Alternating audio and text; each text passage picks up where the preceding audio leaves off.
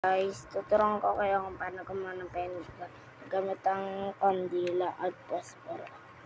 So, kailangan mo ng goma. Yan, dapat dito na dito. Diyan. Tapos, ito, ilalagay mo ganyan. Ayan. Pag ganito, pag ganyan. Quality niya. Tapos, dapat kasi pipindutin mo itong pag ganyan, guys. Pag ganyan. Every ang ikinatag siya. Kung gusto niya naman umiilaw, lagyan niya ng umiilaw. Kasi tubig lang nilagay ko dito, kaya hindi ko magana. Kasi natatakot ako. Hello, bye-bye. Gamit lang to, pwede na. Mag-subscribe na. Pag di ka nag-subscribe, totok-tokin kita.